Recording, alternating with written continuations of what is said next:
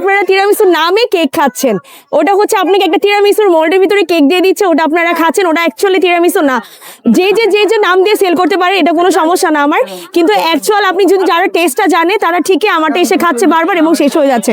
আমি কিন্তু আজকে আল্লাহর মধ্যে অনেকগুলো ট্রে এনেছি, অলমোস্ট শেষের দিকে। সো যারা পছন্দ করছে তারা বারবার ফেরত আসছে আমার কাছে। আপনি বুঝবেন হচ্ছে যখন আপনি ক্রিমটা টেস্ট করবেন, ট্যাঙ্গিনেস থাকবে একটু ক্রিম চিজের কারণে। আর লেডি ফিঙ্গার যে এটা দেখতে পাচ্ছেন, এটা কিন্তু অ্যাকচুয়ালি একটা বিস্কিট, এটা কিন্তু কেক না। আমি যদি একটু কেটে দেখে আপনাদেরকে তাহলে আপনারা হয়তো বুঝতে পারবেন। এটাতে যে লেয়ারটা থাকে, আর লেয়ারটা লেডি ফিঙ্গারটা আমরা কফিতে সোক করি, এই যে একটু দেখাই, এখানে হচ্ছে কফিতে সোক করা থাকে এটা।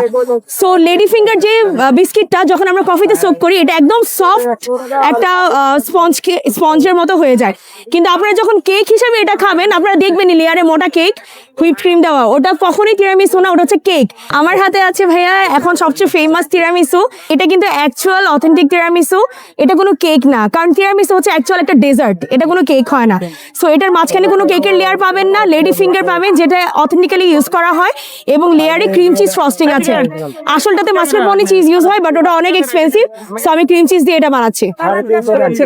এটা হচ্ছে পার পিস 200 টাকা করে হয়। আর যারা চায় আমাদের কাছে হোল নিতে, ওটা আমরা অন্য শেপে, কেকের শেপে করে বানিয়ে দিয়ে থাকি, ওটা হোম ডেলিভারি করি।